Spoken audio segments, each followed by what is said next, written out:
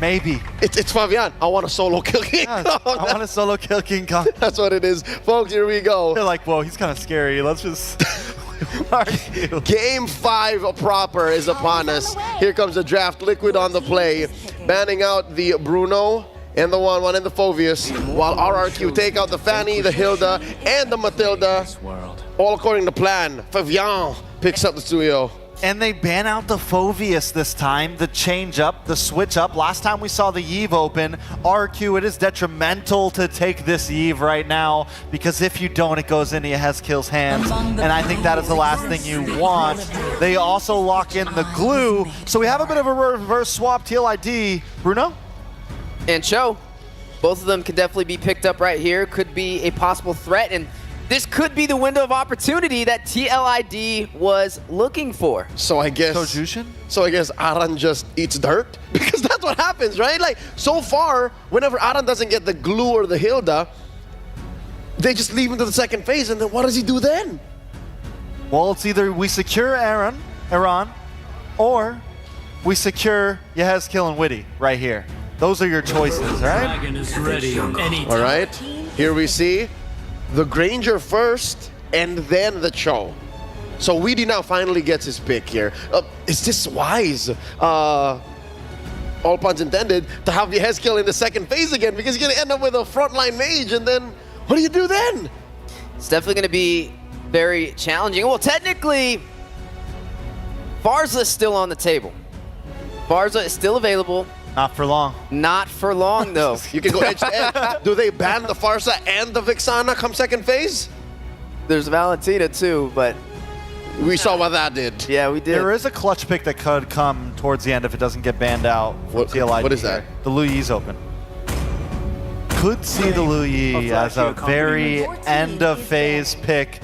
Oh, hold on. Whoa. Hold on. This is not a drill. Ladies and gentlemen, the first phase alone. Game 5. This is game 5, shenanigans afoot. I asked Sutsujin, the mercenary here, to his face. This was a first pick remix. I said, Sutsujin, what hero would you use to describe yourself? He said Ling. He is Ling. He is him. Ling is him. He is putting all the cards on the table right now. Now, you know who else could be picked up technically because there's a glue on the other side? The Faramis could sneak up in here. To me, it's Faramis or Vixana. Like, both do the same thing, just to pop those glulings. That's true. And both can be very effective. But with this Ling on the table, right? I mean, you have that invulnerability with the tips of blades. You have the mobility to cut to the side lanes. It's going to create an element for RRQ that TLID has yet to face this entire series. It's a tempo breaker. It's a gut check. It's like, hey, are you ready to face this? Game 5. Do you have anything left in the tank to face Sutsujin's signature pick? It's up to Fabian now. It's up to Flavor Flav, the usurper, to try and shut things down. The Ruby, that's Edok special banned out. You know, they won their game yesterday with the first phase Ling pick against Vamos. Were able to clean through. So this isn't, I think, this isn't like uncomfortable for them. How's it going to work? I think it really depends on how well Edok, Skylar, mid are able to control, and the XP lane are able to control, because Sutsujin's going to need a little bit of time to get to those pop-off moments. There's the aforementioned Lu Yi. So it's just down to the Vixana, the Farsa, or the Faramis. Odd one out. Which one is likely to end up in the hands of the Ghost of Jakarta? One last ban for Team Liquid ID, taking out Edok's favorites. There's the Franco. Now, oh, this is getting spicy. You know what? No, because I have CO already, so this is going to be challenging. The Faramis could be good because they have sustainability, but they'll be lacking in the crowd control department with just only Cho to kind of rely on. But technically, they could flex that Cho into the XP lane. They could still maybe go for something with more crowd control in the XP lane as well. There's still some options. This is an odd Belleric. I got a feeling because, yes, it stops the Cho, but that aside, there's nothing else it really interacts with in Liquid ID's draft so far. So it might feel like Widdy's Belleric from Game 4. And at this point, TLID, I'm guessing most likely we see a range mage. They could go back to the Novaria if they wanted to, something of that nature. Of course, the Ling caused a little trouble with that. Ling answers to a lot of, it's almost a future sight to any of those backlines. And with the Lu Yi gone now, yeah, you got to pick something a little closer to home. So very double poke lineup. There's the Hylos going into the hands of Aran. What does the Ghost pick up? What does Yehezkiel end up with? That a little girl. It is! I've been waiting for this pick. Tis a debut. We're at 74 unique picks now in M6. Let's make it 75. Nope. Ooh, We get that. We tried. Nope. So close. Iritel, a specialty pick for Skylar, making its breakout in the MPLID Season 14 playoffs. This is the final lineup for the final game in this best of 5. One of these teams are headed to Axiata as we head to the desk with Ingan and Naisu. Thank you so much, panel, for breaking down the draft one last time. It's getting a little hot here, man. This is now the second match going the distance.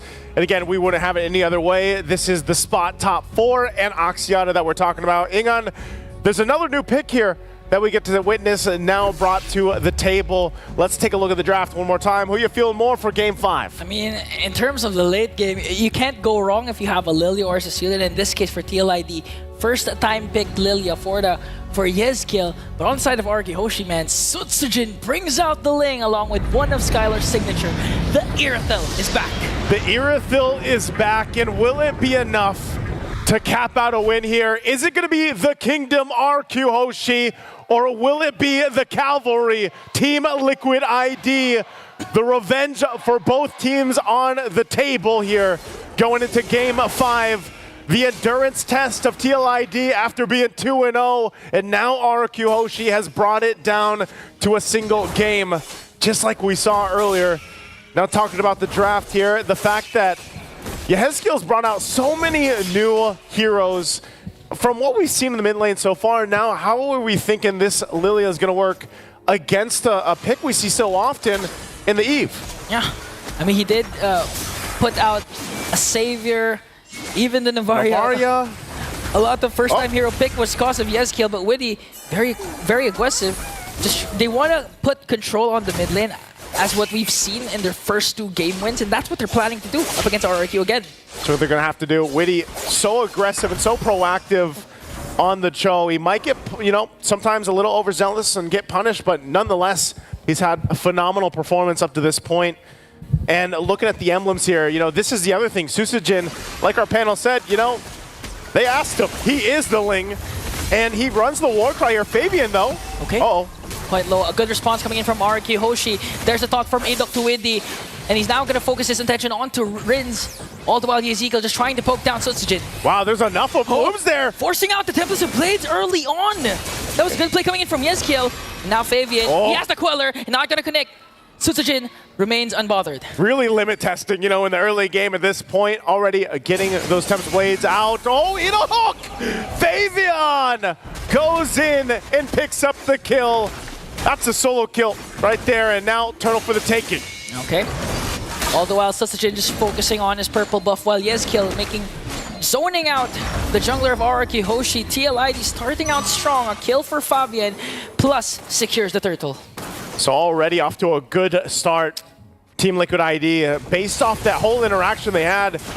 Even right now, it's proven a point that actually this Lilia pick's really good, able to slow things down. The bloom's always a surprise amount of damage early on, even before she gets items.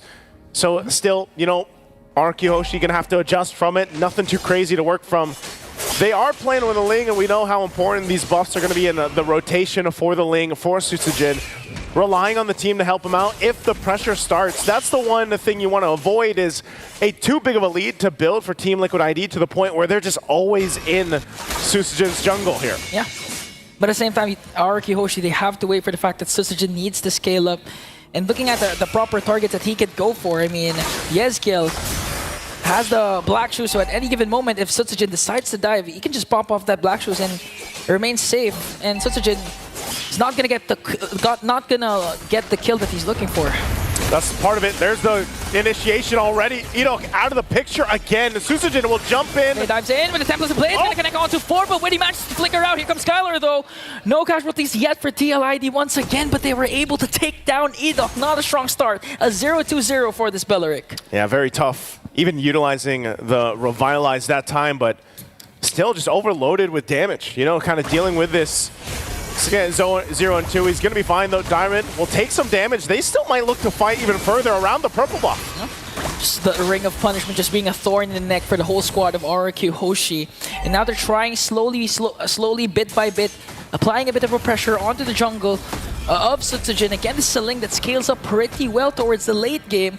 That's why TLID, there's an internal pressure for them to try and get a huge lead early on. But if ever that fails, or if ever RRQ Hoshi manages to extend this game towards the late game, Yezikiel comes in with the Lilia. Again, Turtle up for the taking. A couple shots happening, and Sutsujin will make his way for this one. Okay, Dyron just doing his work, zoning out, comes split plus real manipulation. All the while, Windy is there with the backline, gonna connect with the Wave of the Dragon. And still, Rince gets the turtle. Here comes the counter-attack coming in from RRQ as they take down Aran. But TLID, the rest of the cavalry on the attack, gonna bring down Edok and Dyron. So again, still exchanging. Fabian on the hunt, Rince trying to get back. Fabian not going to be able to follow through on that one. So they break out Rince. Luckily, yeah, gets the turtle there. Does pick up the glowing wand now. Big part of the kit here, of course, for the Eve to set things up. But that was the thing, too. You know, both the gold laners relatively just kind of having a chill time in that gold lane against each other. Skylar does have the Haas Claws now. Hunter Strike here over on the other side for Aaron Shiki. But look at the pressure here on the tier 1. Oh, are they going to commit the Wave of the Dragon, though? Okay, Windy for a turtle? For a turret might not be a bad trade for TLID, because again, this is where their lineup kicks in. They want to go for objectives as much as possible, because towards the late game, you cannot. It's hard to go up against a Sutsujin that's scaled up perfectly. Not to mention, Skylar is also rocking an Irithel. Yeah, this is the part too. You know, because of the fact that Fabian was part of the early kills that he got, he is scaling up. As long as Sutsujin doesn't go down, he's able to go ahead and just keep focusing on the farm, then at least you're in a position where you're not too outscaled. You should be able to go ahead and fight. And again, it's one of those things with a Ling where you can always just try to go ahead and sweep on in and maybe steal the Lord, or at least cause enough of a chaos situation where then it comes down to a 50-50 for the Retri. But right now, it's RRQ Hoshi just trying to keep things from getting too out of hand. Witty has been a nuisance, a part of this. Oh. Both junglers here. Jungler 1v1, okay. Sutsujin just really feeling the damage of the Sever. But again, if you're going to look at the 50-50s in terms of the neutral objective, yeah, Fabian has a slight advantage, I would say, because of the Sever Retribution combination. It's like saying, it's like the Appraiser's Wrath or Retri combination that we've seen with the Fredrin, even the ult of the Balmut plus the Retribution combination. So TLID can actually, there's not much problem or pressure that they have to think about when it comes to Sutsujin out-retrying Fabian. Third turtle's up. Again, getting in position. Frontliners there at it. We'll see them set it up now. Okay, set up. Real world manipulation. Here comes Sutsujin, though. Is he going to go down as Darwin goes with the split? Gonna get caught up by 4 here as Aran. Okay, he has to revitalize, but is going to get bursted down by Sutsujin. Whoa! Here comes the split. Still there. Still there, gonna get ganked up by 3. He's gonna fall down in the hands of Fabian, but all the while, RRQ gets the turtle plus the kill. So right now, you can safely say RRQ won that trade. RRQ, I mean, a lot of the times that's Dyron's job. You know, he just tries to do things for the team, whether that's a turtle, whether that's a turret, cuts them off and keeps them focused on the goal for now. Sutsujin will pick up the Haas Claws. They'll also get a turret down. Berserker's Fury now, too, for Skylar. So 2 items locked in. Looking at how the farm's going, you know, relatively well. Well, right now, Fabian and Aaron Shiki at the top of the standings. They've been doing a great job at just kind of keeping the pace. Aaron Shiki will start to shine later on, already nearly there to the BOD. Does pick it up just now, so Hunter Strike and BOD for Aaron Shiki. He'll start joining the fights a lot more now, especially as we lead into this Lord about a minute away. And RRQ Hoshi, they can utilize the split pressure they can put on the map with a Ling if they want to. But still, he's going to have to go ahead and be mostly with these team fights for the objectives later on. Just because, again, even if it's just to steal with the Retribution. But Sutsujin's done a great job at just staying alive. Still trying to cover some ground here, but man, like, these ranged shots here from Team Liquid ID is what they have to overcome. The warning shots coming in from Aaron Shiki, making sure that Edok cannot just zone out the members of TLID, making quick work in the minions in the middle lane. And now looking at Widdy, he does have a good position with the brush. They might be able to take a pick off onto Skylar if Skylar decides to go back up top. See how they go it again. Look at the positioning right now. Skylar approaching. Okay, here comes the wave, the Dragon Flicker combination. Rinse back with the real manipulation, but they're trying to cut off the exit route. Here comes Aran, here comes Winnie once again. He's E-killed with the glooms, gonna bring down 2. RRQ Hoshi, no answer as Sutsujin is just trying to go for the bottom lane push. He pushed in the lane a little bit. Lord's gonna come up. But man, TLID got 2 in exchange. They make their way to Lord, they'll start it up. And Susujin will see if he can pull something off, but he's gonna get spotted out by Witty. Not sure if he's gonna be able to actually find an angle or a window to go in here. Dyron already taken the damage, split off. Okay. There's the kick. Here comes the glorious pathway. Witty just trying to zone out Sutsujin. Forced to use out the Templates of Blade. Here comes Skylar though, gonna pick up again all to Aran. And now a double man knockoff coming in from Witty. RRQ Hoshi not backing down, trying to poke down Witty. And now they're back on this Lord fight. Enough to go ahead and stall things out and go for the reset. Both teams might just wait. Aran almost back up. Still, Witty, blade armor now for him. We saw Skylar's damage already to preview it when he pops that heavy crossbow. But now they set things up. Edok still on the front side of it, has the Revitalize nearly available. The Wrath of the Dryad. So they'll find themselves in this situation now, fighting for the Lord here. And despite this lead, even the poke coming out from Aaron Shiki, of course, he is going to have to be able to respect some of the damage coming out in return. But neither team can actually commit to this Lord just because of how much threat there is in around this Lord pit. Yeah, and at the same time, with you can't just go in for the Jit Kundu combination because of the presence of Edok with the Belleric. Once he sees or once he feels that Widow is going to go in for the engage, he can just cast the Wrath of Dryad and just foil the plan of TLID. And for the same time, RRQ Hoshi, it's not easy for them to just really try and go for the backline because again, the glooms that Yeskill has been doing, 303 KDA, it's been a thorn in the neck of RRQ Hoshi, honestly. That's why Yeskill trying to zone out the members. Here comes Dyron though. Is he gonna cast a split real manipulation coming in from Rins. Here on Shaky just dishing out the damage with the Rhapsody. Rins has to flicker away. Aran caught in a bit of everything. There's the glorious pathway. Windy with a kick and gonna bring down Dyron. Dyron already out of the picture again. A Lord goes for a reset. I think it might just be a full reset again, even with Dyron out of the picture. So still, neither team wanting to fully commit. They continue to test each other's limits. Susujin will go ahead and grab the purple buff. Edok trying to provide that vision, but TLID still wants to poke them down. Oh, they want to go for more! And gonna bring down Edok! Susujin got stunned and got bursted down by Aaron Shaky! TLID executed that to perfection! 2 kills plus the Lord! The patience from the Cavalry will help them win that fight. Again, they took their time, they poked from a distance, and then they collapsed down at the right moment. Now RRQ Hoshi on the defense. Again, with this Lord pushing in, they should be able to hold it together. They might lose that tier 1, some of the tier 2s, but they're still in the game. Skylar has been able to go ahead and farm up now, 3 items locked in. But you see where the difficulty is for RRQ Hoshi. It's the range battle. And that's been the case almost every single time, especially when a Granger is across from you with a Suyo. And right now, they're going to watch the tier 2 in the mid lane fall to this push from Team Liquid ID. Again, Aaron Shiki taking a couple shots on Susujin. He has to go back, quarter of the health left. Lord still make its way on the top side, and RQ, they'll get ready to defend, utilizing Rin's RWM when they try to push in. Not sure if Witty's going to go under and through. They're going to go in. Okay, Cheat Kondo is there. Real world manipulation coming in from Rins. The Glorious Pathway is also there, and they're going to make quick work of the Lord. No inhibitor turrets will be taken down for the side of RRQ Hoshi. Clearing it out. Susujin dealing with that bottom side. Ultimately, dealing with the Lord, they're going to be fine, but they are going to lose still more in the jungle. You're seeing the gaps here between the gold lane, between nearly every single lane at this point.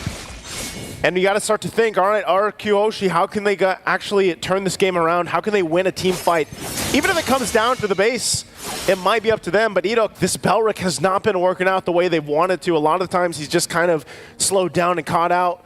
Yeskill as well. You know, the gloom's enough for burning him down. I mean, this guy's got the Enchanted Talisman, the Glowing Wand, and the Wishing Lantern. And it just seems to eat away at the tankier members here of RRQ Hoshi. Yeah, honestly, the Belric, it's more of a reactive type of hero wherein you're going to wait for TLID to go in full commit with the dive and then cast a Wrath of Dryad. But TLID knows this. They actually used this previously. Yeah. And they know how to work around Edok.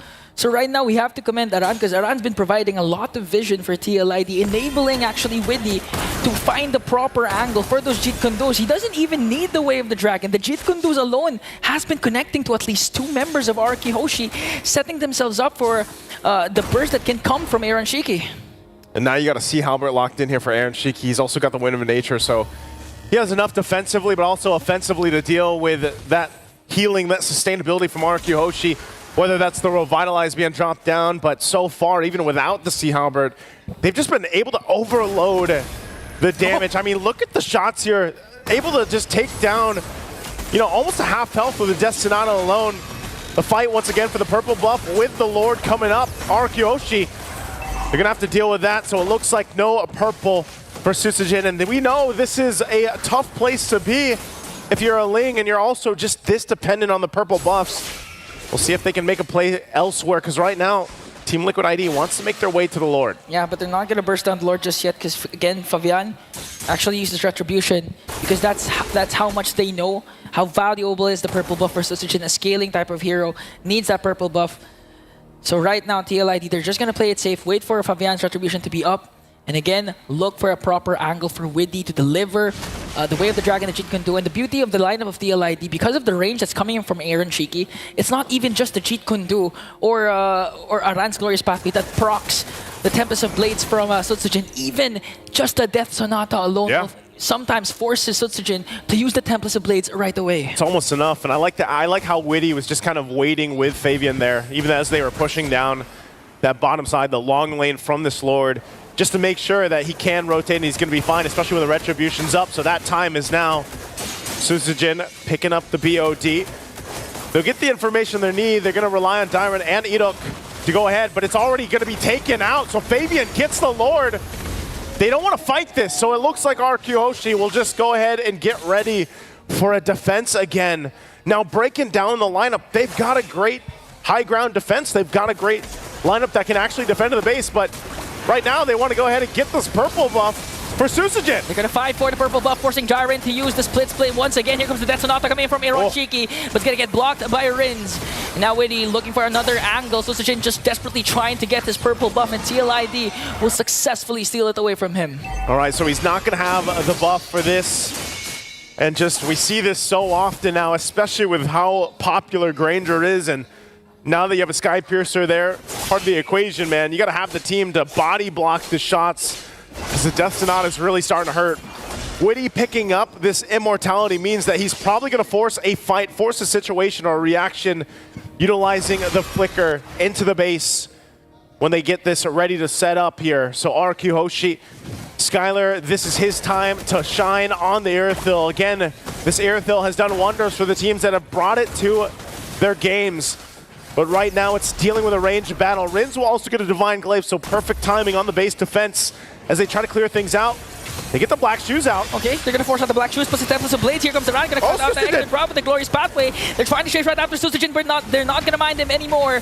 Sets their eyes on the inhibitor turrets. They got the black shoes. They got the flicker down. They still have to deal with the Lord here on the top side. RRQ Hoshi wants to hold on to what they can, even if at the expense of the base turrets. Rins, though. Oh, real manipulation, forcing the black shoes once again. This might be a go signal for RRQ Hoshi, but Fabian says no. Cutting off RRQ Hoshi. But still, that was still a good attempt for the Kingdom, because instead of losing all inhibitor turrets, they only lost one. And a lot of credit goes to Susujin because they forced out Yezekill's black shoes right away. Yeah, I would say successful defense by RRQ Hoshi, holding down the walls of the base. Right now, 2 turrets still up. Despite being down this much, still got to give it to their lineup that they have here. Able to go ahead and lock things down. Rins as well. This time, they still get a position because they want to go ahead and allow that purple buff to be secured if it can and go in the hands of Susujin. It's going to work on the orange for now, but still, again, RRQ Hoshi staying in the game. If they can drag it on a little bit further, they might actually be in a position to contest the next Lord that comes up here, because nearly itemization-wise, they almost have everything they need, at least damage-wise. Now, tankiness, they got to build up a little bit more. Susujin also picking up a Malefic Roar. Idok, you know, he's along the way. He's got an anti-Cuirass and a Radiant Armor.